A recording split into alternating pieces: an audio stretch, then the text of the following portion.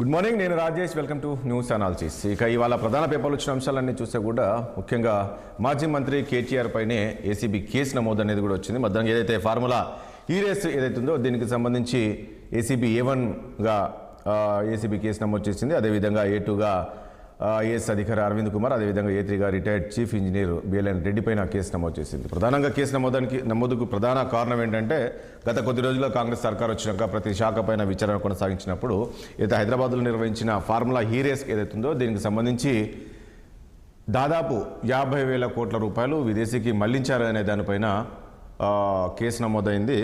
ఎవరైతే దానకిషోర్ పురపాలక శాఖ ఒక కార్యదర్శి దానకిషోర్ ఇచ్చిన ఫిర్యాదు మేరకు కేసు నమోదు చేశారు. మొత్తానికి అప్పటికే గవర్నర్ అనుమతి కోసం గత కొద్ది రోజులుగా ఆగారు. గవర్నర్ అనుమతి వచ్చిన తర్వాత ఏసీబీ కేసు నమోదు చేస్తూ అక్కడ A1గా కేటీఆర్ పేరు చేర్చడం జరిగింది.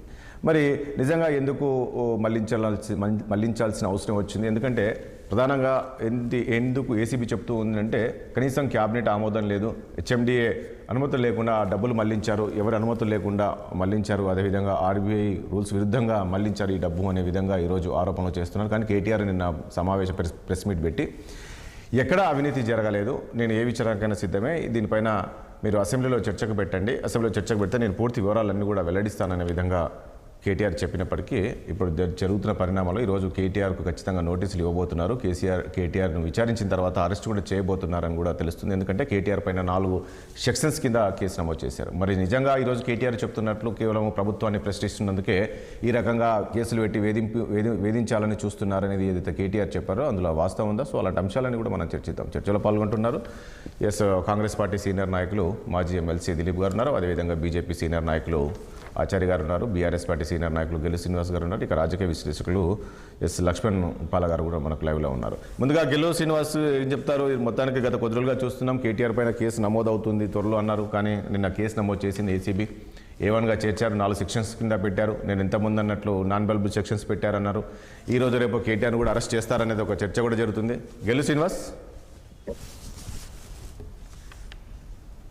ఎస్ ఆచార్య గారు. ఈరోజు ఈ కార్ రేస్ విషయంలో అనేక రోజులుగా ఈ ప్రభుత్వము గవర్నర్ గారి అనుమతి కోరడము, దాంట్లో ఎట్టకేలకు FIRలో కేటీఆర్ పేరు రావడం చూస్తుంటే వాస్తవాలు ఇంకా బయటికి రావాల్సినటువంటి అవసరం ఉంది. FIR తర్వాత ఛార్జ్ షీట్ వస్తుంది. ఎక్కడెక్కడ ఏమేమి జరిగిందో వాస్తవాలన్నిటిని కూడా ప్రజల ముందు పెట్టాల్సినటువంటి అవసరం ఉంది. ఇది కక్ష సాధింపు అనేటువంటి దాన్ని నేను భావించను. ఎందుకంటే గత ప్రభుత్వాలు కానీ ఇప్పుడు ఎవరు ఏ ప్రభుత్వంలో ఉన్నా వచ్చిన తర్వాత జరిగిన లోటుపాట్లను వెలికి తీసి దాంట్లో ఉన్నటువంటి నిజాలని, అవినీతి అక్రమాలు ఇవన్నిటిని కూడా బయటకు పెట్టి కేసులు చేయడం అనేది అది ఎక్కడైనా జరగాల్సిందే. ఎందుకంటే ప్రభుత్వంలో ఉన్నాం కాబట్టి మేము చేస్తున్నదే నిజము అనేటువంటి భావన ప్రభుత్వంలో ఉన్నటువంటి వాళ్ళకి అనిపించినా ఇది రావడం పెద్ద ఇట్లాంటివి చాలా విషయాలు ఇంకా అనేక విషయాలు ఉన్నాయి. ఈ విషయంలో ప్రభుత్వము అంటే మీరు భావిస్తున్నారా ఆచార్య గారు? కాదు, ఇక్కడ నిజంగా విదేశీకి మళ్లించారు డబ్బులు, ఎలాంటి అనుమతులు లేకుండా HMDA డబ్బులు మళ్లించారు కేటీఆర్ అనే దానిపైన మీరు భావిస్తున్నారా, ఏకీభవిస్తున్నారా? ఇప్పుడు FIRలో వచ్చిందంటే దాంట్లో ఒక ఉన్నతాధికారి పేరు వచ్చిందంటే ప్రభుత్వం గుడ్డిగా ఏం లేని దాన్ని చేయడం అనేది జరగదు కదా. ఒక వ్యక్తి మీద కోపం ఉన్నంత మాత్రాన చేస్తున్నారు అనేటువంటి భావన ఎందుకు అనిపిస్తుంది? ఒక IAS అధికారిని ఇవాళ దీంట్లో తీసుకున్నప్పుడు కేసులో తీసుకున్నప్పుడు దాన్ని మనం అంత ఈజీగా ఎట్లా కొట్టిపారేయగలుగుతాం? ఇవన్నీ రాజకీయంగా ఇవన్నీ జరుగుతుంటాయండి అని అనలేం కదా. వాళ్ళ IAS అధికారులు అందరూ కూడా విస్మయానికి గురి చెందుతారు కదా. ఏంది ఇది తప్పుడు కేసులలో ఒక ఆఫీసర్ని, ఒక నాయకుడి కొరకు ఒక ఆఫీసర్ని బలి చేస్తారా అనేది వస్తుంది కదా. కాబట్టి నేను ఆ రకమైనటువంటి దాంట్లో లేను. ఇంకా వాస్తవాలు కొన్ని బయటికి రావాల్సినటువంటి ఉంది. అది నిష్పక్షపాతంగా ప్రభుత్వము, అధికారులు, ఏసీబీ అధికారులు దాన్ని ఇంకా వేగంగా ముందుకు తీసుకెళ్లాల్సినటువంటి అవసరం ఉంది. రైట్. గెల్లు శ్రీనివాస్ గారు ఏం చెప్తారు? ఈరోజు మీ నాయకుడి పైన కేసు నమోదు చేశారు, ఈరోజు రేపు అరెస్టు కూడా అని అంటున్నారు. నిజంగా విదేశీ సంస్థకు ఈ సొమ్ము మళ్లించారు అనేది ఈరోజు ప్రధానమైన ఆరోపణలో ఉంది. ఇదంతా టిఆర్ఎస్ పార్టీని శాసనసభలో ఎదుర్కోలేక, ప్రజలకు ఇచ్చిన హామీలు నెరవేర్చలేక, ఇవన్నీ ప్రజలను డైవర్ట్ చేసే స్కీమ్లుగా ఒక డ్రామాగానే వీళ్ళ ప్రజలు చూస్తూ ఉన్నారు. ప్రభుత్వం వీళ్ళ కక్ష సాధింపు ప్రశ్నించే వాళ్ళను కక్ష సాధిస్తున్నట్టుగా వివరిస్తూ ఉన్నది. ఇది సరైన పద్ధతి కాదని చెప్పి వీళ్ళందరూ ఇవాళ భావిస్తూ ఉన్నారు. ప్రభుత్వం తన పని తను చేయాలి, కానీ కక్ష సాధింపు కాదు కదా. ఇవాళ కేటీఆర్ గారు సొంతానికి చేశారా? హైదరాబాద్ బ్రాండ్ ఇమేజ్ ఉంచడానికి హైదరాబాద్ లో ఈ కార్స్ పెట్టడం వల్ల హైదరాబాద్ లో ఎలక్ట్రానిక్ ఉత్పత్తుల వెహికల్స్ ఇవన్నీ ఉత్పత్తులు ఇక్కడ పెరుగుతాయి, ఇక్కడ నుంచి అమ్మకాలు పెరుగుతాయి. కాబట్టి ఆటోమేటిక్ గా మనకి ఈ రాష్ట్రానికి ఆదాయం వస్తున్న ఉద్దేశంతో కేటీఆర్ గారు ఆ రోజు ఆ నిర్ణయం తీసుకున్నారు. దానికి వేరొక ప్రైవేట్ సంస్థ కూడా ఆ రోజు స్పాన్సర్ చేసింది. తర్వాత వాళ్ళు వెనుకపోవడం వల్ల హెచ్ఎండి తాత్కాలికంగా ఎన్నికల తర్వాత మళ్ళీ వేరే స్పాన్సర్, పర్మనెంట్ స్పాన్సర్ చూద్దామని చెప్పి హెచ్ఎండిఏ తాత్కాలికంగా వాళ్ళకి ఒప్పందానికి సంతకం పెట్టి ఫస్ట్ ఇన్స్టాల్మెంట్, సెకండ్ ఇన్స్టాల్మెంట్ పంపించింది. ఇవాళ టెండర్, ఇవాళ అగ్రిమెంట్ ఇవాళ క్యాన్సర్ అయింది. ఈ రాష్ట్ర ప్రభుత్వం తర్వాత ప్రభుత్వం మారింది, కాంగ్రెస్ ప్రభుత్వం అధికారంలోకి వచ్చిన తర్వాత ఇవాళ వీళ్ళు నెగ్లిజెన్స్ చేయడం వల్ల, బ్రీచ్ ఆఫ్ కాంట్రాక్ట్ కావడం వల్ల మేము నిర్వహించలేకపోతున్నాం. మీరు సరైన సమయానికి మీరు ఒప్పందం ప్రకారం థర్డ్ ఇన్స్టాల్మెంట్ ఇవ్వలేదని చెప్పి వాళ్ళు వెనుక వేరు. అందులో తప్పే ఉన్నది చెప్పండి, అది ఎవరు తప్పు? కేటీఆర్ ఆ డబ్బులు ఏమన్నా కేటీఆర్ అకౌంట్ లోకి వచ్చి అంటే ఒకటి గెలుసు ఏమంటారంటే ఇప్పుడు కేటీఆర్ డబ్బు చెల్లించడం అంటే ఆయన సొంత జేబులకు వెళ్ళి కాదు కదా, అది ప్రభుత్వ సొమ్ము కాబట్టి దానికి ఒక అనుమతులు ఉంటాయి. హెచ్ఎండిఏ తీసుకున్నప్పుడు అక్కడ అనుమతులు, క్యాబినెట్ లో ఆమోదం ఇవన్నీ ఉంటాయి. అవన్నీ ఏది చేయకుండా ఆయన సొంత డబ్బులాగా జేబులకు వెళ్ళి తీసి విదేశీ సంస్థలకు ఇవ్వడం అనేది కరెక్ట్ కాదు కదా సార్. దానికి క్యాబినెట్ అనుమతి అవసరం లేదు, ఎందుకంటే కాంపిటేటివ్ అథారిటీ దానికి వైస్ చైర్మన్ కేటీఆర్ గారు కాబట్టి, మున్సిపల్ అడ్మినిస్ట్రేటివ్ మినిస్టర్ దానికి వైస్ చైర్మన్ ఉంటారు కాబట్టి వారు నిర్ణయం తీసుకున్నారు. ఇప్పుడు మేము తప్పించుకోవట్లేదు కదా, అది అవును దాన్ని కట్టడం జరిగింది. ఎందుకంటే హైదరాబాద్ బ్రాండ్ మీద తగ్గద్దు, మరింత పెరగాలనే ఉద్దేశంతో తాత్కాలికంగా మేము వాళ్ళతో అగ్రిమెంట్ చేసుకున్నాం, హెచ్ఎండి నుంచి అగ్రిమెంట్ చేసుకున్నాం. ఎన్నికల తర్వాత వాళ్ళ పర్మనెంట్ స్పాన్సర్ నుంచి పెడదామనే ఉద్దేశంతో నిర్ణయం క్లియర్గా చెప్పారు కదా. మేమైనా తప్పించుకుంటామో భయపడేవాళ్ళం అయితే, సొంతానికి వాడుకునే వాళ్ళమైతే మాకు సంబంధం లేదు, అధికారులు చేసారో అరవింద్ కుమార్ గారు చేసి నాకు సంబంధం చెప్పి తప్పించుకునేవారు. కేటీఆర్ అట్లా ఏం మాట్లాడట్లేదు కదా. మేము పెట్టిన ఇన్వెస్ట్మెంట్ వల్ల గత సంవత్సరం కూడా నిర్వహించినప్పుడు 30 కోట్ల రూపాయలు పెట్టడం జరిగింది, మొత్తం డెవలప్మెంట్ చేయడం జరిగింది. కానీ ఈ రాష్ట్రానికి వచ్చిన ఆదాయాన్ని చూడాలి కదా. ఈ రాష్ట్రానికి ఎలక్ట్రానిక్ ఉత్పత్తుల అమ్మకం మీద ఈ రాష్ట్ర ఖజానాకు 700 కోట్ల రూపాయల వ్యాపారం జరిగింది ఇక్కడ. దానివల్ల ఎవరికి లాభం జరిగింది? ఈ రాష్ట్ర అల్టిమేట్ ఈ రాష్ట్ర ప్రజలకే లాభం జరిగింది కదా. హైదరాబాద్ బ్రాండ్ ఇమేజ్ కిషన్ రెడ్డి గారు మెచ్చుకున్నారు, అంతర్జాతీయంగా చాలా మంది వచ్చి కూడా ఇక్కడ అప్రిషియేట్ చేశారు. ఈ తెలంగాణ ప్రభుత్వం ఇండియాకే ప్రైడ్, ఇది నాట్ ఓన్లీ హైదరాబాద్ కాదు, ఇండియాకే ప్రైడ్. కేంద్ర మంత్రి కూడా మెచ్చుకున్న ఒక ఈ కారేస్ ను ఇవాళ ఈ రకంగా నెట్టేయడం, అబాస్పాలు చేయడానికి ప్రయత్నం చేయడం చాలా దుర్మార్గమైన చర్య ఇది. దిలీప్ గారు కేటీఆర్ నిన్న మాట్లాడుతూ అదే చెప్పాడు, ఇది అత్యంత పారదర్శకంగా ఇదైతే నిధులు మళ్లించాము, అన్నీ ఉన్నాయి, ఒక సంస్థకు మళ్లించాం తప్ప మేమేం చేయలేదు కదా, దీనిపైన ఒక చర్చ పెట్టండి కదా, అన్ని విషయాలు చెప్తాను అసెంబ్లీలో అని చెప్తున్నారు. అసలు అవినీతి జరిగినప్పుడు ఎలా అవినీతి నిరోధక శాఖ కేసు పెడుతుంది అనేది ఒకటి. మిత్రులు ఆచార్య గారికి, లక్ష్మణరావు గారికి, శ్రీనివాస్ గారికి, మీకు ఈశ్వర్ గారికి శుభోదయం. ఒక విషయం ఏంటంటే, ఇప్పుడు మన డబ్బులు పెట్టి మనం ఇల్లు కట్టుకుంటామండి, దానికి మున్సిపల్ అనుమతి ఎందుకు, ఎలక్ట్రిసిటీ వాడి పర్మిషన్ ఎందుకు, వారికి ఇంకోటి వాటర్ వర్క్స్ వాడి పర్మిషన్ ఎందుకు? మన డబ్బులే కదా, మనం కట్టుకుంటే పర్మిషన్లు పెట్టుకున్నాం మనం. అంటే మనం క్రియేట్ చేసుకున్న సిస్టమ్ లో మనం ఏమంటామంటే, ఆ సిస్టమ్ మనం అనుకుంటాం, వాడు గవర్నమెంట్ రూల్స్ పెడుతుంది, ఈ రూల్స్ నువ్వు పాటించాలి, ఫైర్ ఇంజన్ తిరగడానికి దీని చుట్టూ జాగు ఉండాలి, లేదా ఏదో ఒకటి మొత్తానికి దాని ద్వారా ట్యాక్స్ రావాలి, దాని ద్వారా ఈ ప్రభుత్వం నడవాలి. ఇవన్నీ సిస్టమ్స్ అనమాట. ఈ సిస్టమ్స్ మనం పెట్టుకున్న తర్వాత దాన్ని నేను మా నాన్న ఇద్దరం సూపర్ పవర్స్ కాబట్టి ఎక్కడికైనా ఎవరికైనా రిలీజ్ చేస్తానని రూల్స్ పాటించాలంటే, ఈ ప్రాబ్లం వల్ల మీరు రూల్స్ పాటించినందుకు మీరే అన్నారు దానికి అనుమతులు కావాలి, దానికి ఒక పర్టికులర్ సిస్టమ్ ఉంటుంది, అది ఫాలో కానప్పుడు ప్రాబ్లం వస్తుందని. నేను ఒకప్పుడు ఒక 20 years కింద యాజ్ అ ఫారెస్ట్ ఆఫీసర్గా మా దగ్గర ఒక మిత్రుడు 400 రూపాయలు గవర్నమెంట్ నుంచి డ్రా చేస్తే 399 రూపాయల 95 పైసలు లెక్క చెప్పాడు. 5 పైసలు వచ్చింది ఆ రోజులో 20 years కింద, 5 పైసలే. ఆ రూల్స్ ఆయన వ్యతిరేకించాడు కాబట్టి సస్పెండ్ అయ్యాడు. సస్పెండెడ్ డిస్మిస్ అయ్యాడు 5NPకి. ఆయన సుప్రీం కోర్టు దాకా 20,000 కొట్లాడితే ఆ 20,000 తర్వాత 5 పైసల వాల్యూ పోయింది. సుప్రీం కోర్టు 5 పైసలు ఏంది డిస్మిస్ చేసి నాగం చేసి కొట్టేసింది ఆ కేసు అప్పుడు 5 పైసల వాల్యూ పడిపోయినాక. సో ఎందుకంటే రూల్ ఉంది అట్లా. ఆ 5NPకి ఆయన అకౌంట్ చేయకపోతే మన సిస్టమ్ లో మనం పెట్టుకునే రూల్లో అతను దాని పనిష్మెంట్ అనుభవించాలి. నేనేమంటే ఆ రూల్స్ అని అతిక్రమించేయడానికి ఆధారాలు ఉన్నాయి కాబట్టి బహుశా యాంటీ కరప్షన్ బ్యూరో, నేను ఆ ఫైల్ చదవలేదు నిజానికి, పేపర్లు చదవడమే, మీడియాలో చూడడమే కానీ నిజానికి ఫైల్ సమగ్రంగా చదవలే. కానీ సాక్ష్యాధారాలు లేకుండా సరైనటువంటి ఈ దానికి ప్రాథమిక ప్రైమా ఫేసి ఎవిడెన్స్ లేకుండా అధికారులు అనేవాడు కేసు పెట్టారు. అది పెట్టి ఎవరికి పర్మిషన్ పంపారు?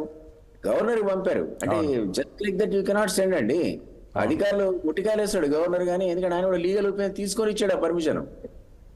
Legal opinion. సో దానికి ఇది అర్థం ఏంటంటే ప్రాథమిక సాక్ష్యాధారాలు ఉన్నాయి. ఆయన పెట్టినటువంటి పెట్టుబడి వల్ల బ్రాండ్ ఇమేజ్ పెరుగుతుండొచ్చు, లేకపోతే ఆయన జేబులోకి పోకపోయి ఉండొచ్చు. But the problem is you are not followed the rules.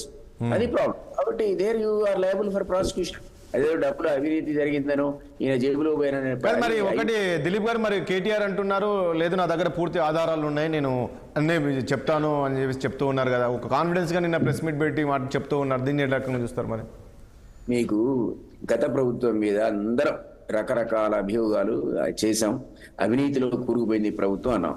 ఎన్నో ఎంక్వైరీలు ఈ రోజు రకరకాల సంస్థలు, దాదాపు 10 సంస్థలు వేరియస్ ఇన్వెస్టిగేషన్ చేస్తున్నాయి. కాళేశ్వరం కావచ్చు, ఎలక్ట్రిసిటీ డిపార్ట్మెంట్ కావచ్చు, సివిల్ సప్లైస్ డిపార్ట్మెంట్ కావచ్చు, గొర్రెల స్కామ్ కావచ్చు, ఇవన్నీ కూడా ఏదో ఒక స్టేజ్ లో నిజాలు ప్రజలకు చెప్పాల్సిన బాధ్యత అధికారులు ఉన్న కాంగ్రెస్ పైన ఉంది కదా. ఇది కూడా అట్లాంటి అభియోగమే. వీళ్ళు పర్మిషన్స్ లేకుండా డైవర్ట్ చేశారు విదేశీ సంస్థలకు. ఇందులో FDI ఫారిన్ సంబంధించినటువంటి ఇది ఈడీకి సంబంధించినవి కూడా అతిక్రమణలు జరిగాయనేది ఆరోపణ. సో ఇది ప్రతి అంశాన్ని మీరు అసెంబ్లీలో చర్చించు అంటే ఎట్లయితుందండి? అది ఆ తర్వాత ఇప్పుడు చర్చ అవసరం వస్తే పెట్టుకోవచ్చు పెద్ద అంశాలు అయితే. ఇవి ప్రతి అంశాన్ని ఇక చర్చించి కానీ ఈయన మీద మనం యాక్షన్ తీసుకోవద్దు, ఈయనని కాదు ఎవరి మీద యాక్షన్ తీసుకోవచ్చు అంటే ఇక వేరే పనే ఉండదు అసెంబ్లీకి. రోజు వీళ్ళు చేసినటువంటి అవినీతి గురించి చర్చించుకుంటూ కూర్చోవాల్సిందే. రైట్. లక్ష్మణ్ గారు గుడ్ మార్నింగ్ అండి. Good morning. లక్ష్మణ్ గారు, ఏంటి ఇప్పుడు కేటీఆర్ పైన A1గా చేర్చారు, దీన్ని ఏ రకంగా మీరు విశ్లేషిస్తారు? కేటీఆర్ పైన కేసు నిజంగా అంటే ఇప్పుడు ఈయన ఏదైతే చెప్తున్నాడో కక్షపూరితంగా నా పైన కేసు నమోదు చేశారు, ఎందుకంటే ఇచ్చిన 6 గ్యారెంటీలు అమలు చేయట్లేదు, దాన్ని ప్రశ్నిస్తే ఈ రకంగా కేసులు పెట్టి ఇబ్బందులు పెడుతున్నారని నేను అసెంబ్లీలో కేటీఆర్తో పాటు హరీష్ రావు అన్నారు. అదే అనుకోవాలా, లేక నిజంగానే అక్కడ ఈ మళ్లింపు జరిగింది, నిధులు మళ్లింపు జరిగాయి కాబట్టి వాస్తవాలు తెలుసుకొని ఈరోజు కేసు నమోదు చేసింది అనుకోవచ్చా ఏసీబీ? ప్రభుత్వము ఎవరికి పంపింది? గవర్నర్కు. అంటే గవర్నరు కళ్ళు మూసుకొని సంతకం పెట్టి పంపిస్తాడా? ఖచ్చితంగా లీగల్ ఒపీనియన్ తీసుకొని పంపిస్తారు. కాబట్టి అక్కడ లీగల్ ఒపీనియన్ తీసుకున్నారు అంటే ప్రాథమిక సాక్ష్యాధారాలు ఉన్నట్టే కదా. అవును. సో ఏసీబీ కేసు నమోదు చేసింది. ఇప్పుడు A1గా ఎందుకు చేర్చాల్సి వచ్చింది? ఆయన ఆదేశాలు రాతపూర్వకంగా ఉన్నవి. ఆయన ఆదేశాల మేరకే అరవింద్ కుమార్ గారు ఆర్డర్ ఇచ్చారు, అంటే రిలీజ్ చేశారు. సో మధ్యలో థర్డ్ పార్టీ ఇంకొక అతను ఈ ముగ్గురి మీద కేసు నమోదు చేసి విచారణ మొదలు పెట్టారు.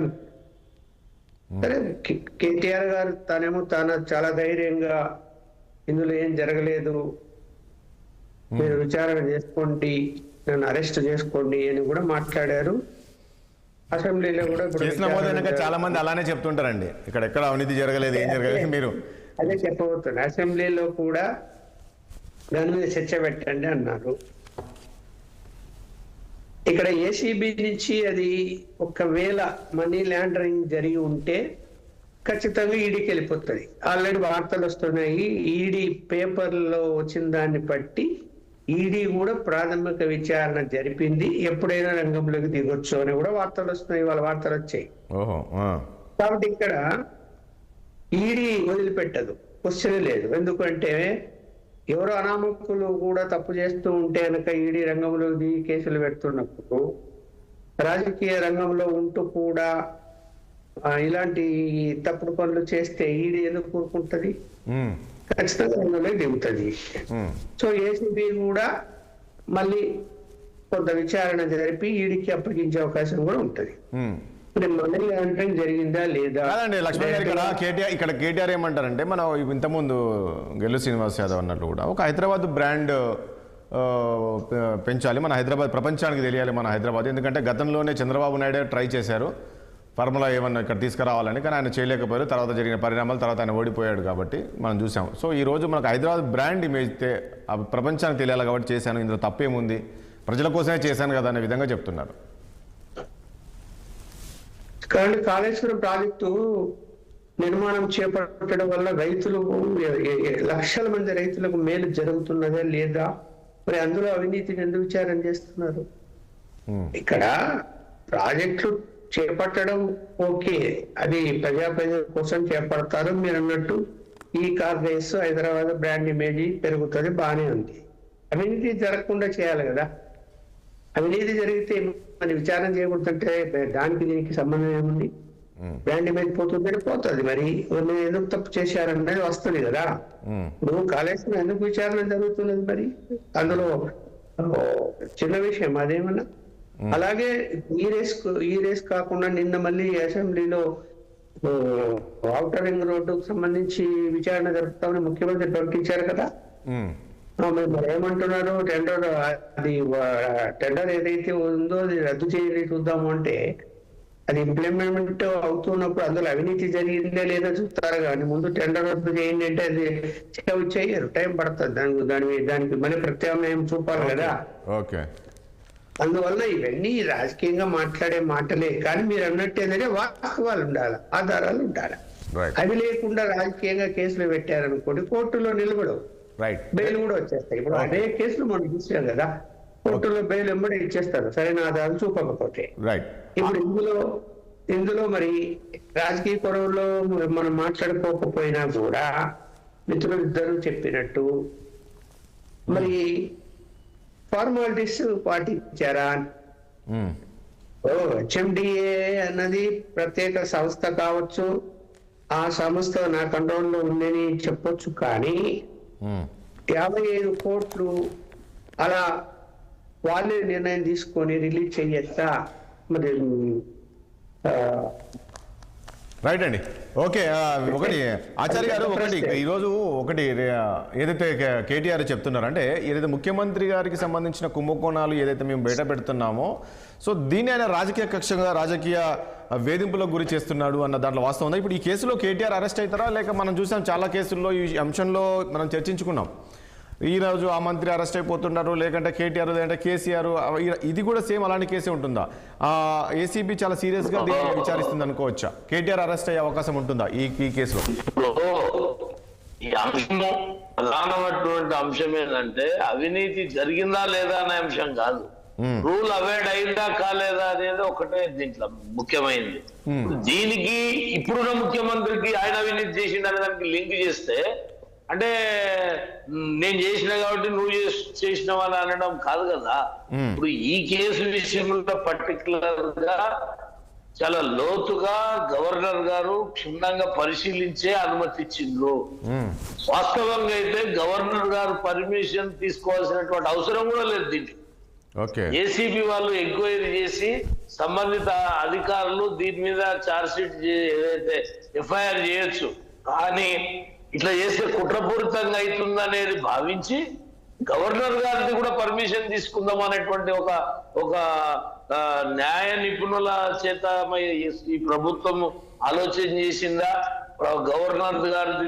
ఎందుకంటే ఆయన ఇప్పుడు ఏమి మంత్రిగా లేడు, లేకపోతే మీరు చెప్తున్నట్లు చూస్తే గవర్నర్ అనుమతి ఇవన్నీ చూస్తే ఒక పకడ్బందీగా ప్రభుత్వం కాంగ్రెస్ పకడ్బందీగా ఫిక్స్ చేసింది అనుకోవచ్చు. అయితే పకడ్బందీ కాదండి, ఆయన పకడ్బందీగా వితౌట్ ప్లాన్ ప్రకారము రూల్ అవాయిడ్ చేసినప్పుడు అది చేసుకుంటూ పోతుంది. నేను తప్పు చేసిన, అది హైదరాబాద్ కు నేను తప్పు చేసిన అంటలేడు ఆయన.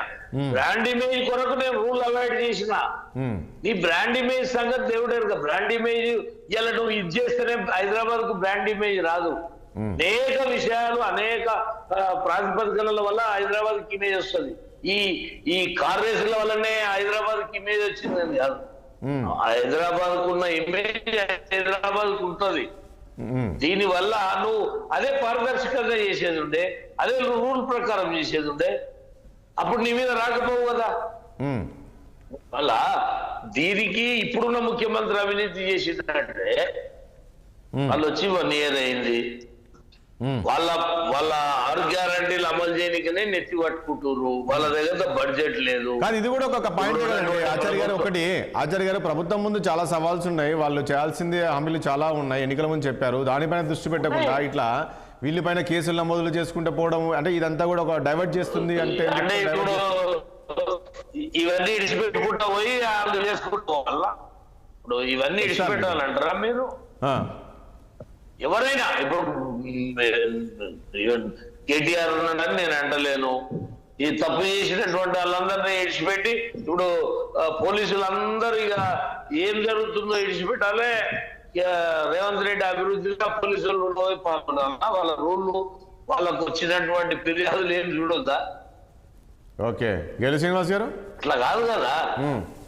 ఇప్పుడు మన ఆచార్య గారు చెప్పిన మాటల బట్టి చూస్తే కాంగ్రెస్ బీజేపీ అనుకొని చేసినట్టే కనిపిస్తుంది. ఆచార్య క్లియర్ చెప్తారు ఆచార్య గారు. ఏంది సార్, గవర్నర్ అనుమతి అవసరం లేదు మాట్లాడితే జైంట్ అయినట్ట వినా గవర్నర్ అనుమతి అడిగారు అనే విధంగా మీరు మాట్లాడుతున్నారు.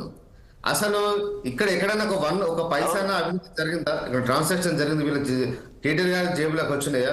వీళ్ళ సంస్థ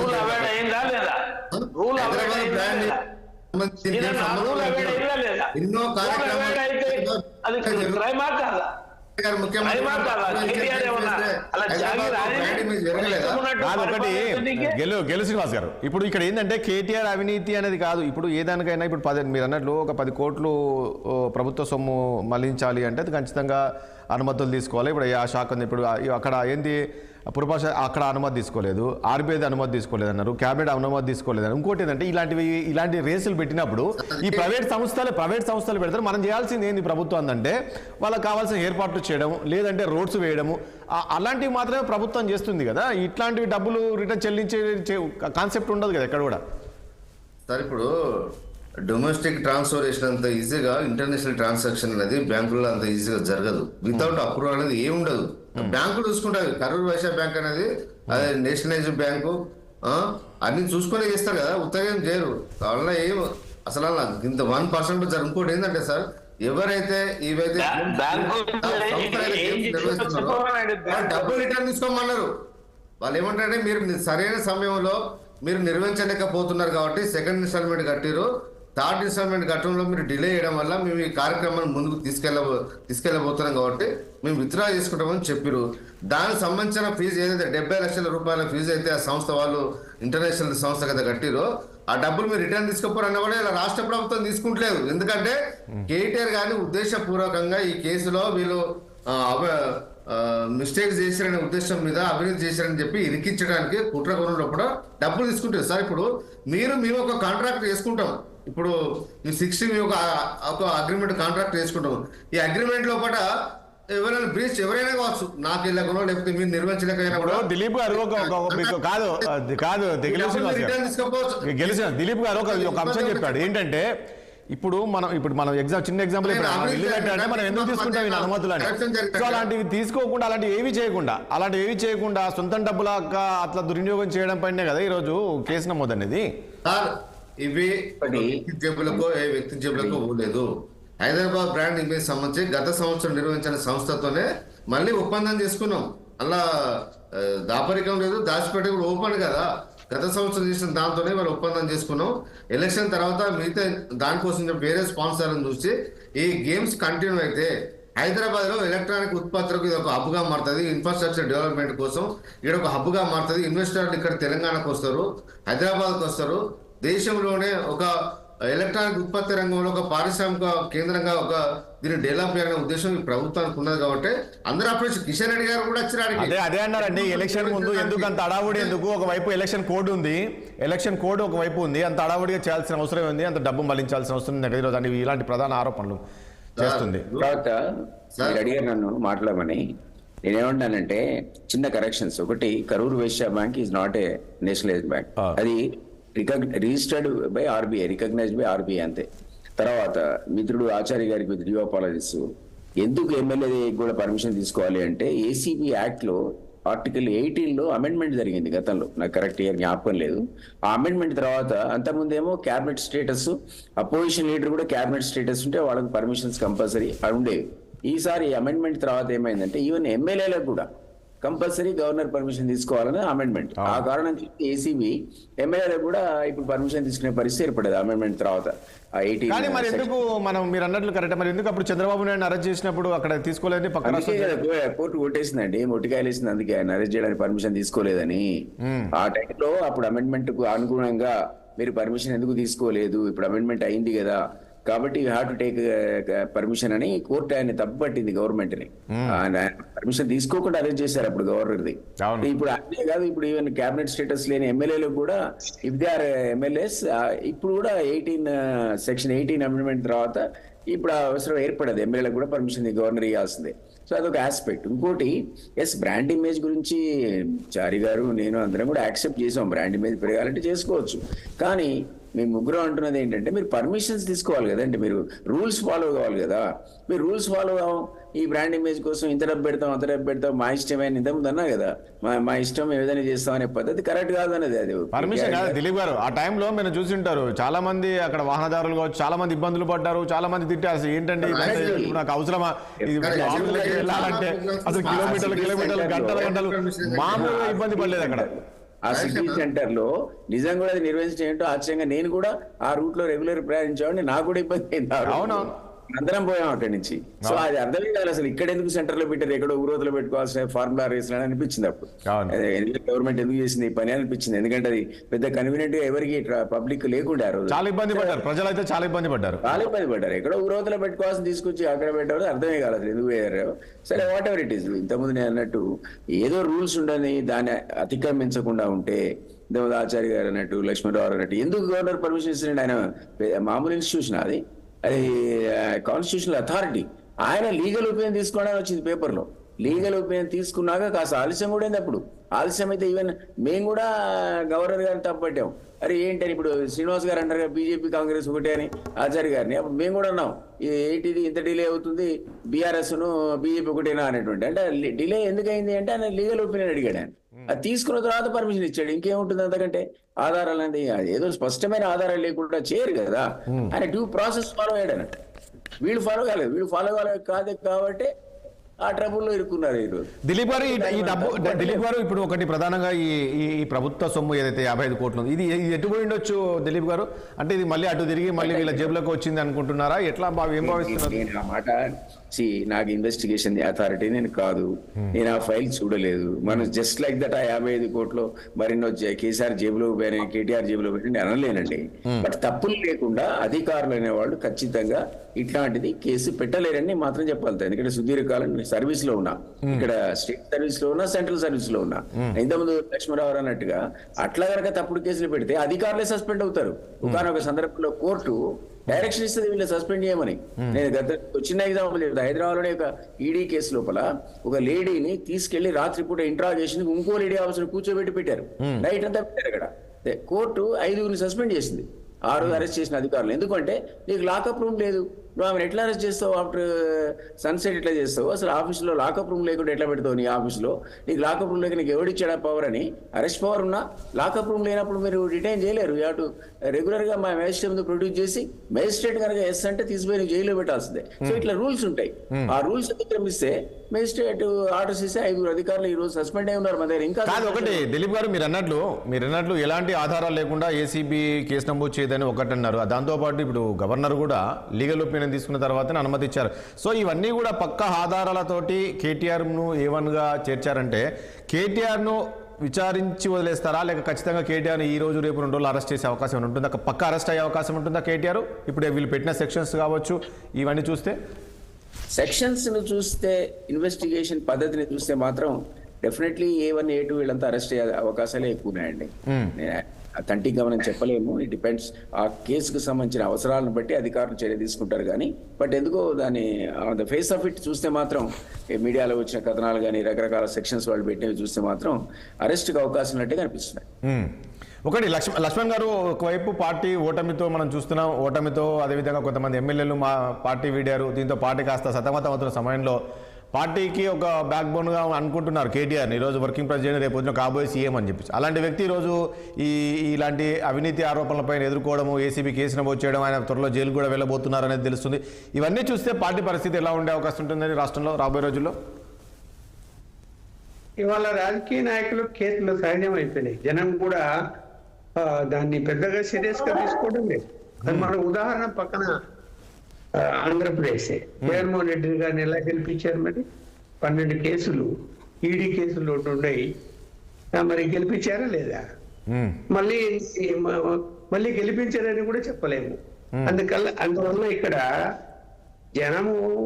జనములో స్వచ్ఛమైన రాజకీయ నాయకులు దొరుకుతారు అని జనము ఆశించినా కూడా దొరికే అవకాశాలు లేవు. అన్ని పార్టీలలో కూడా ఇవాళ కేసులున్న నాయకులు ఉన్నారు. ఈవెన్ సిద్ధాంతపరంగా మేము జాగ్రత్తలు తీసుకుంటాము, అవినీతికి రహితంగా ఉంటాము అని చెప్తున్న బీజేపీలో కూడా కాదండి. ఒకటి లక్ష్మణ్ గారు, ఒక పాయింట్ ఇక్కడ కేటీఆర్ ఏమంటున్నారు, నేను ఏం తప్పు చేయలేదు, ఎలాంటి తప్పు చేయలేదు, నా దగ్గర నా ఆధారాలు ఉన్నాయి అన్నప్పుడు మళ్ళీ ఎందుకు కోర్టుకు వెళ్ళబోతున్నారు, క్వాష్ పిటిషన్ వేయబోతున్నారు, ముందు నన్ను అరెస్ట్ చేయకుండా అదేవిధంగా వెళ్ళండి అలా అంత కాన్ఫిడెన్షియల్ గా నా కేసే లేదని మాట్లాడిన ఆయన మరి మళ్ళీ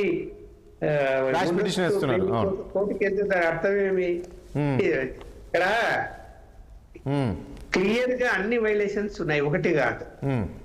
ఇక్కడ ఈవెంట్ నిర్వహించడానికి థర్డ్ పార్టీతో ప్రభుత్వం ఒప్పందం చేసుకుంది, డైరెక్ట్ ఫారిన్ సంస్థతో కాదు. థర్డ్ పార్టీ వాడు చేతులు ఎత్తేస్తే మేము కట్టాము అంటున్నారు. అసలు ఎవరైనా అగ్రిమెంట్ లో థర్డ్ పార్టీ వాళ్ళు చేతులు ఎత్తేస్తే ప్రభుత్వం కడుతుంది అని రాసుకుంటారా? మామూలుగా నాకున్న అవగాహన మేరకు పూర్తి బాధ్యత ఎప్పుడైనా ఈవెంట్కి అప్పగించినప్పుడు ప్రభుత్వము ఆలస్యం చేయొచ్చు, చెల్లించడంలో కొన్ని కొరీలు వేయొచ్చు, కానీ ఎవడైతే ఈవెంట్ నిర్వహిస్తాడో వాడు ఇతర ఒకటండి లక్ష్మణ్ గారు మీరు అన్నట్లు ఎప్పుడైనా ఏమైనా ఇలాంటి ఈవెంట్లు నిర్వహించినప్పుడు నేను ఇంతకుముందు అన్నట్లు ప్రభుత్వాలు కేవలం వాళ్ళకి సంబంధించిన ఏర్పాట్లు చేయడము, అసలు ఇలాంటి రేసెస్ నిర్వహించిన రోడ్స్ ఇలాంటివి మాత్రమే చేస్తాయండి. ఇలాంటి ప్రభుత్వాలు ఇట్లాంటివి కట్టవు కదా, వాళ్ళు సొమ్ము చెల్లించలేదని చెప్పి ప్రభుత్వం చెల్లించి ఇలాంటి కాన్సెప్ట్ ఉండవు కదా ఇక్కడ. అది నేనైతే విచిత్రంగా వింటున్నా. థర్డ్ పార్టీకి పూర్తి బాధ్యత అది. అతను ఫారిన్ సంస్థతో ఒప్పందం చేసుకొని ఉంటాడు. ప్రభుత్వం ఆలస్యం అయితే కూడా అతను థర్డ్ పార్టీ ఫారిన్ సంస్థకు చెల్లించాలి. ఇప్పుడు కాంట్రాక్ట్ వర్క్ తీసుకుంటాడు, సబ్ కాంట్రాక్టర్ కి ఇస్తాడు. బాధ్యత ఎవరిది? కాంట్రాక్టర్ ది, ప్రభుత్వాన్ని కాదు. నువ్వు సబ్ కాంట్రాక్టర్ కి ఇస్తే నువ్వు ఒప్పందం చేసుకుంటావు, అఫీషియల్ గానే ఇస్తావు. ప్రభుత్వం ఇచ్చినా ఇకపోయినా ఏదైనా ఆరోపణల మీద ఆలస్యమైనా అతను వాళ్ళకి చెల్లించాలి కదా. ఇదే ఉంటుంది. కానీ అలా కాకుండా థర్డ్ పార్టీ చేతులు ఎత్తేస్తే నేను డైరెక్ట్ గా చెల్లించేశాను విదేశీ సంస్థకు, అది మన బాధ్యత, మన బ్రాండ్ ఇమేజ్ పోతుంది అని చెప్పి ఇవాళ మాట్లాడుతున్నారు. అక్కడనే అనుమానాలు వచ్చాయి. థర్డ్ పార్టీకి కాకుండా డైరెక్ట్ గా ఎలా చెల్లించారు? అది కూడా అంత పెద్ద మొత్తం పంపించేటప్పుడు ఆర్బీఐ పర్మిషన్ ఉండాలా? అందుకని ఆర్బీఐ ఎందుకు ఫైన్ వేసింది 8 కోట్లు? ఎందుకు కట్టారు 8 కోట్లు? ఆర్బీఐ ఇట్లా ఎందుకు వేసింది అంటే violation of foreign funds. Foreign పంపాలంటే కూడా నువ్వు వైలేట్ చేసావు, థర్డ్ పార్టీ విషయంలో వైలేట్ చేసావు, అలాగే నిధులు శాంక్షన్ విషయంలో వైలేట్ చేసావు. ఇన్ని వైలేషన్ జరుగుతున్నప్పుడు కాన్స్పిరసీ అంటారు, అంటే అనుమానం ఏదో జరిగింది అంతే కదా. మర్డర్ కేసులో ఎవరు చంపలేదండి, చచ్చాడు అంటే ఎవరు చంపినట్టే కదా. అది నేను చంపలే అని చెప్పి ఎక్కడ ఆధారం దొరకలేదని వదిలేస్తారు కేసు. అక్కడ ఏం చేస్తారు? కార్పొరేషన్లకు దాని ఓన్ సొంతంగా నిర్ణయం తీసుకునే అధికారం కార్పొరేషన్లకు ఉంటది. కార్పొరేషన్ ప్రతి దాన్ని కూడా ప్రభుత్వాన్ని తీసుకోవాల్సిన అవసరం లేదు. ఇవాళ హైదరాబాద్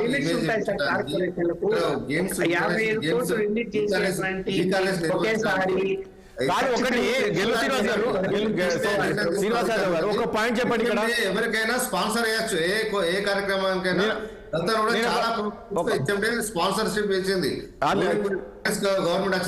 శ్రీనివాస్ గారు ఒక పాయింట్ ఇక్కడ ఇప్పుడు నేను ఏమంటున్నాను, కాదు కేటీఆర్ ఒకటి గెలిచిన ఒక పాయింట్ ఇక్కడ. ఇప్పుడు నిన్న కేటీఆర్ గారు మాట్లాడుతూ నేను ఎలాంటి తప్పు చేయలేదు, ఎస్ నా దగ్గర అన్నప్పుడు కోర్టుకు వెళ్లాల్సిన అవసరం ఉంది, ఈ రోజుకు యాస్పిరేషన్ చేయబోతున్నారు అన్నప్పుడు పూర్తి మీ దగ్గర ఎవిడెన్స్ ఆధారం ఉన్నప్పుడు కోర్టులో అవసరం లేదు కదా, ఏమంటారు రావచ్చు కదా ఇలా విచారణకు వెళ్ళి. ఎవరికైనా సార్ కోర్టుకి వెళ్ళే అధికారం రాజ్యాంగమే కల్పించింది. కోర్టుకు వెళ్ళడం మాత్రాన తప్పేసినట్టు కాదు కదా, తప్పేసిన వాళ్ళే కోర్టుకు వెళ్తారా? ఎవరైనా కోర్టుకు వెళ్తారు, న్యాయం చేయాలని చెప్పి అన్యాయంగా న్యాయం మీద కేసు పెట్టిన అంశం కూడా కోర్టుకు వెళ్తారు, వాళ్ళ తప్పేం లేదు. రాజ్యాంగం కల్పించిన హక్కు ప్రకారం కేటీఆర్ గారు అన్ని వ్యవస్థలను వాడుకున్నారు, ఏం తప్పలేదు. నేను అనేదండి సార్, అసలు ఎక్కడ తప్పు జరగలేదు. తప్పు జరిగినప్పుడు ఇప్పుడు పబ్లిక్ మనీ 55 crores ఎక్కడ అండి, పబ్లికే కదా, హెచ్ఎండి అంటే పబ్లికే కదా. శాసనసభలో ఎందుకు చర్చకు రారు చెప్పండి? చర్చ పెట్టే దమ్ము మీకు ఎందుకు లేదు? ఒక దిక్కు కాళేశ్వరం మీద కమిషన్ వేసింది సార్, మీరు ఇక్కడ క్లియర్ గా వినాలి. కాళేశ్వరం మీద కమిషన్ వేసినాక మరి అసెంబ్లీలో ముఖ్యమంత్రి గారు ఎందుకు చర్చ పెడుతున్నారు? కాళేశ్వరం మీద ఇవాళ ఎలక్షన్ మీద కమిషన్ వేసారు, ఆయన అసెంబ్లీ ఎందుకు చర్చ పెడుతున్నారు? ఎందుకంటే ప్రభుత్వాన్ని బదనం చేయాలి. నేనేమంటున్నా అంటే ఏదైతే ప్రభుత్వాన్ని బదనం చేయాలని కాళేశ్వరం మీద మీరు చర్చ పెట్టారో, ఎలక్ట్రిసిటీ మీద మీరు చర్చ పెట్టారో, ప్రతిపక్ష నాయకుడు అసెంబ్లీకి రావట్లేదు కదా చర్చ చెప్పండి. ఈ కార్యక్రమం మీద మీరు చర్చ పెట్టారని చెప్పి కేటీఆర్ గారు చాలా క్లియర్ గా ప్రభుత్వాన్ని శాసనసభలో అప్పీల్ చేసిరు. ఎందుకు ప్రభుత్వం ముందుకు వస్తలేదు? ఎందుకంటే ప్రభుత్వమే వైలేట్ చేసింది, ప్రభుత్వం దగ్గర ఇరికిపోదు. ఇప్పుడున్న ప్రభుత్వం హైదరాబాద్ పర్మిషన్ విధంగా ఉన్నది కాబట్టి వాళ్ళ దగ్గర ఎలాంటి ఆధారాలు లేవు కాబట్టి అన్యాయంగా కేసు పెడుతున్నాం కాబట్టి ఎక్కడ ఇరికిపోతామన్న ఉద్దేశంతో ఇవాళ ప్రభుత్వం కావాలని తప్పించుకొని ఇవాళ ఏసీబీ ద్వారా ఇవాళ కేటీఆర్ గారిని జైలు పంపడానికి ఒక కుట్ర చేస్తూ ఉన్నది. ఇప్పటికే ప్రజలందరికీ అర్థమైపోయింది, ఎందుకంటే సొంతాన్ని చేసుకోలేదు, వేల కోట్ల రూపాయలు వాటిని థర్డ్ పార్టీకి ట్రాన్స్ఫర్ అయ్యారు. అదే అంటున్నారు గెలుశ్రీనివాస్ గారు. ఇప్పుడు మీరు గతంలో హైదరాబాద్ లో నిర్వహించిన ఈవెంట్ కోసమే దీన్ని చేయడం జరిగింది అని ఇంటర్నేషనల్ కంపెనీ కూడా కూడా అప్రిషియేట్ చేశారు. దానివల్ల హైదరాబాద్ కు తెలంగాణకు 700 కోట్ల రూపాయల ప్రాఫిట్ వచ్చింది, రాష్ట్ర ఆదాయం పెరిగింది. ఈసారి కూడా పెంచాలనే ఉద్దేశంతో నిర్ణయం తీసుకున్నారు. ఇలాంటి ఈవెంట్స్ అనేది రాష్ట్ర ప్రభుత్వం. ఆచార్య గారు నేను అన్నట్లు నిజంగా ల్యాండ్ తప్పలేనప్పుడు కేటీఆర్ కోర్టుకు వెళ్లాల్సిన అవసరం ఉండదు కదా ఆచార్య గారు? కోర్టుకు ఎవరైనా వెళ్ళారు సార్, నేను ఏమంటున్నా కడిన ముత్తల్లా రావచ్చు కదా ఏసీబీ విచారణకు వెళ్ళి. శాసనసభలో నిలదీయండి. మీ అధ్యక్షుడు రమ్మ ప్రతిపక్ష నాయకుడు లేడు కదండి, నాకు అర్థం కాదు. వాళ్ళు అదే ప్రశ్నిస్తున్నారు, ప్రతిపక్ష నాయకుడు కనీసం మీ కేసీఆర్ అసలు అసెంబ్లీకి రావట్లేదు కదా, అసెంబ్లీకి వచ్చి మాట్లాడచ్చు కదా. రైట్ ఆచార్య గారు. ఆచార్య గారు, ప్రభుత్వ ధనాన్ని ఏ రకంగా వాడుకోవాలనేది మంత్రికి తెలియనప్పుడు దాన్ని కేసు అయినప్పుడు ఇలా క్లాసిఫికేషన్ వేయవలసినటువంటి అవసరం ఏముంది? నిర్భయంగా నువ్వు అధికారుల దగ్గరికి వెళ్ళి నీ ఓకే. ఎస్ ఆచార్య గారు, సిగ్నల్ ప్రాబ్లం వచ్చినట్టుంది.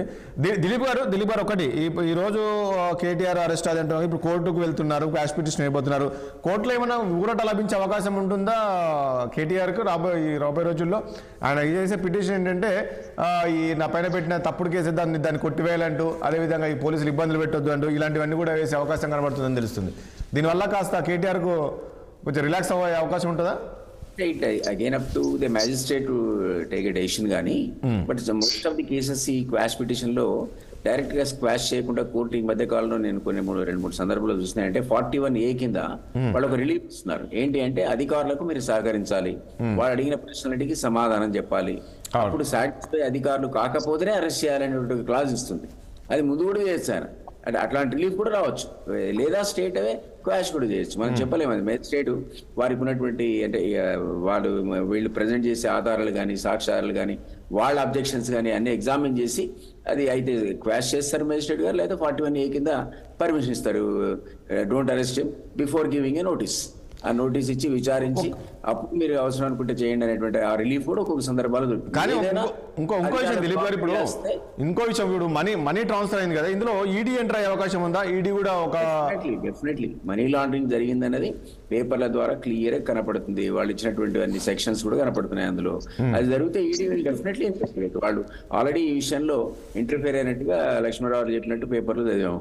సో రేపు మాపు వాళ్ళు ఎంటర్ అయితే వాళ్ళు అది ఇంకో కోర్సు తీసుకుంటుంది ఆ ఇన్వెస్టిగేషన్ అనేది. అది వాడు ₹1 కోటి చేస్తారు, 55 కోట్లు చేస్తారు, 1000 కోట్లు చేస్తారు. ఈడీ అనేది వాళ్ళకి కావాల్సిన మనీ ల్యాండింగ్ జరిగిందా లేదా, జరిగిందంటే వాళ్ళు ఇంటర్ఫేర్ అవుతారు. కాబట్టి ఈ కేసులో కనపడుతుంది ఆ స్కోప్. రైట్ ఆచార్య గారు చెప్తున్నారు ఫైనల్ గా సమయం లేదు ప్లీజ్. ఆచార్య గారు మీ సిగ్నల్ ప్రాబ్లం ఉండే అంటే కక్షపూరితంగా చేయదలుచుకున్నారు అనేటువంటి భావన దీంట్లో కనపడతలేదు ఈ కేసులో. మేమేదో కాంగ్రెస్ పార్టీ ఇప్పుడు అరెస్ట్ చేస్తుంటే బీజేపీ దానికి వద్దవాడడం అనేది కూడా కాదు. వాస్తవంగా ఆయన నిర్దోషి అయినప్పుడు అధికారులు, ఇప్పుడు ఏసీబీ అధికారులు ఇన్వెస్టిగేషన్ లా ఆయన అన్ని ప్రూవ్ చేయొచ్చు కదా. నేను అన్ని రూల్స్ ప్రకారమే చేసిన, మీరు ఎందుకు తప్పుడు కేసులు పెడుతున్నారని చేయొచ్చు. దాని మీద కూడా ఏ రకంగా కోర్టుకు సమర్పించాలో సమర్పించవచ్చు. దాంట్లో తప్పేము. అంతేగాని బీజేపీ కాంగ్రెస్ ఒక్కటైంది ఇప్పుడు ఈ మాటలు బట్టి చూస్తే సీనన్న అన్నాడు కదా, దాంట్లో మేము ఏమంటున్నాం ఇప్పుడు మనీ లాండరింగ్ జరిగిందా లేదా, జరిగినప్పుడు ఏం యాక్షన్ తీసుకోవాలనేది ప్రభుత్వం. ఇప్పుడు టిఆర్ఎస్ ప్రభుత్వం ఉండి ఒక అధికారి తప్పు చేసినప్పుడు నేను మంచి ఉద్దేశంతో ఇచ్చిన సార్, అట్లా కాదండి ఆచార్య గారు. అక్కడ ట్రాన్స్పరెంట్ గా కనబడుతుంది డబ్బులు ఎక్కడ బదలాయించలేదు, దాంట్లో మళ్ళీ అవినీతి ఎట్లా అంటారని చెప్పేసి కేటీఆర్ అంటే అంతా చూస్తే ఇప్పుడు ట్రాన్స్పరెంట్ ఇచ్చి పుచ్చుకున్న వాళ్ళ దగ్గర ఏం జరిగిందో నీకు తెలియదు, నాకు తెలియదు. ఓకే, వాళ్ళు ఇది పెట్టడానికి వాళ్ళు ఈయనకి ఏమి ఇచ్చిండ్రో, ఈయన ఏం చేయడానికి ఈయన ఏమి ఇచ్చిండ్రో అది తెలియదు కదా. ఇప్పుడు ఏసీబీ విచారణలా వాస్తవాలు అన్ని బయటకు వచ్చినప్పుడు కదా బయటకు వచ్చేది. ఇప్పుడు ఎఫ్ఐఆర్ నమోదైన వెంటనే వాస్తవాలు అన్ని బయటకు రావాలంటే రావు కదా. ఒకటి ఏం పడుతుంది. రైట్. లక్ష్మణ్ గారు, చివరిగా మనం చూస్తున్నాం ఈ మధ్యకాలంలో రాజకీయ నాయకులు ఏదైతే ప్రభుత్వం ఏర్పడితే ఆ నాయకులు తీసుకునే నిర్ణయాల వల్ల ఇలా ఆఫీసర్స్ బలి అవుతున్నారు అనుకోవచ్చా? మనం చూసాం ఆ గతంలో ఆంధ్రప్రదేశ్ పక్క రాష్ట్రంలో చూసాం, ఇంకో దగ్గర చూసాం, ఇప్పుడు మళ్ళీ తెలంగాణలో కూడా చూస్తున్నాం. అంటే అధికారులు ఇక్కడ బలి అవుతున్నారా, లేక అధికారులు తెలిసి ఈ రకంగా చేస్తున్నారా? అధికారులు బలి కాదండి, అధికారులు కూడా పెద్ద అవినీతి పరులు. వాళ్ళు కూడా అందులో పర్సెంటేజ్లు ఉంటేనే వాళ్ళు సంతకాలు పెడతారు. నేను నాకున్న అవగాహన మేరకు నేను చెప్తున్నా. ఒకరో ఇద్దరు ఉండొచ్చు. చంద్రబాబు నాయుడు గారి టైంలో ఒక ఆఫీసరు పనికి ఆహార పథకం కింద, చీఫ్ సెక్రటరీ పని ఆహార పథకం కింద 1800 కోట్ల రూపాయల బిల్లులు అవన్నీ కూడా డూప్లికేట్, అంటే ఫేక్ బిల్లులు అని చెప్పి కొంత ప్రాథమిక విచారణ వస్తే దాన్ని సీఎం ఆఫీస్ నుంచి ఆయనకు వస్తే ఆయన దాన్ని రిజెక్ట్ చేసి పంపించేశాడు. ఆయన ఉండంగా అది ఆ బిల్లులు శాంక్షన్ కాలేదు. తర్వాత ఇంకొకరో వచ్చారు, శాంక్షన్ అయ్యాయి. అలాంటి వాళ్ళు ఎక్కడో ఒకరో ఇద్దరు ఉంటారు. ఎందుకు రిజెక్ట్ చేయకూడదు? ఇప్పుడు అరవిందరావు రూల్స్ రెగ్యులేషన్స్ ఉన్నాయా లేదా, ఇందులో థర్డ్ పార్టీ కాకుండా డైరెక్ట్ గా ఎలా పంపిద్దామని ఆయన దాని అభ్యంతరం పెట్టి ఆపి ఉండొచ్చు కదా. అప్పుడు ఆయన నిజాయితీని మనం గుర్తిస్తాం. అలా కాకుండా మంత్రి గారు చెప్పారు సంతకం పెట్టేస్తాను పంపించేస్తాను అనే పద్ధతిలో దూడు బసవనలాగా వీళ్ళు పనిచేస్తే దాని అర్థం ఏంటి అంటే వీళ్ళకు కూడా ఏదో వ్యవహారం ఉండేనే కదా. ఎందుకు ఇవాళ సోమేష్ కుమార్ అనేక మంది ఆఫీసర్లు ఇరుక్కుపోయారంటే అదే కారణం. ఓకే, కరెక్టే. అందువల్ల ఇక్కడ థర్డ్ పార్టీని కూడా ఇప్పుడు ఈ కేసులో 3వ ముద్దాయిగా చేర్చారు. రైట్, అవును, అతను ఇంట్రాగేట్ చేస్తారు. ఓకే, ఆ రెడ్డి ఎవరు, రైట్, చూద్దాం. అతని ఇంట్రాగేషన్ లో ఖచ్చితంగా వాస్తవాలు బయటకు వస్తాయి. అవును, బిఎల్ఎన్ రెడ్డి అని చూద్దాం. లక్ష్మణ్ గారు ఏం జరుగుతుందో చూద్దాం. థ్యాంక్ యూ అండి లక్ష్మణ్ గారికి, అదేవిధంగా దిలీప్ గారికి, ఆచార్య గారికి, గిల్లు శ్రీనివాస్ యాదవ్ గారికి, చర్చలో పాల్గొన్న మీ అందరికీ ధన్యవాదాలు అండి. చూసాం కదా మొత్తానికి ఏదైతే ఉందో ఫార్ములా హీరెన్స్ కార్ సంబంధించి ఇందులో కేటీఆర్ పాత్ర ఉందని చెప్పేసి ఏదైతే 55 కోట్ల మళ్లింపు జరిగాయి, ప్రభుత్వ సొమ్ము మళ్లింపారు విదేశాలకు అనే దానిపైన ఈరోజు ఏసీబీ కేసు నమోదు చేసింది. A1గా కేటీఆర్ను చేర్చింది, అదేవిధంగా A2గా అరవింద్, అదేవిధంగా A3గా బిఎల్ఎన్ రెడ్డిని చేర్చారు, రిటైర్డ్ చీఫ్ ఇంజనీర్ను. సో చూడాల్సి ఉంటుంది మరి. ఈ కేసు అయితే చాలా వేగవంతం చేసే అవకాశం కనబడుతుంది. ఎందుకంటే ఇప్పుడు మనం గవర్నర్ అనుమతి కూడా తీసుకున్నారు కాబట్టి గవర్నర్ కూడా లీగల్ ఒపీనియన్ తర్వాతనే అనుమతించినట్టు తెలుస్తుంది. ఏసీబీ కూడా పూర్తిగా ఆధారాలు సేకరించిన తర్వాతనే కేటీఆర్ పైన కేసు నమోదు చేసినట్లు తెలుస్తుంది. మరి మొత్తానికైతే కేటీఆర్ను అయితే ఈరోజు రేపు విచారించే అవకాశం కనబడుతుంది. కేటీఆర్ను అరెస్ట్ చేసే అవకాశం కూడా కనబడుతుంది అనేది కూడా తెలుస్తుంది. ఎందుకంటే ఆ రకంగా సెక్షన్స్ నమోదు చేశారు కాబట్టి ఖచ్చితంగా కేటీఆర్ అరెస్ట్ అవుతారని కూడా తెలుస్తుంది. మరి దీనికి సంబంధించి కూడా కేటీఆర్ ఈరోజు కోర్టుకు వెళ్ళబోతున్నట్లు తెలుస్తుంది. క్వాష్ పిటిషన్ వేసి ఈ ఏదైతే కేసు పెట్టారో దీన్ని కొట్టివేయాలి, అదేవిధంగా పోలీసులు ఎలాంటి చర్యలు తీసుకోవద్దనే దానిపైన కూడా ఆయన క్వాష్ పిటిషన్ వేయబోతున్నట్లు తెలుస్తుంది. చూద్దాం ఏం జరగబోతుంది ఏంటి రాబోయే రోజుల్లో అనేది. ఇవాళ చర్చ మరో అంశంతో మళ్ళీ కలుద్దాం. చూస్తుండండి 60 సామాన్యుడి ఆర్ప్రం.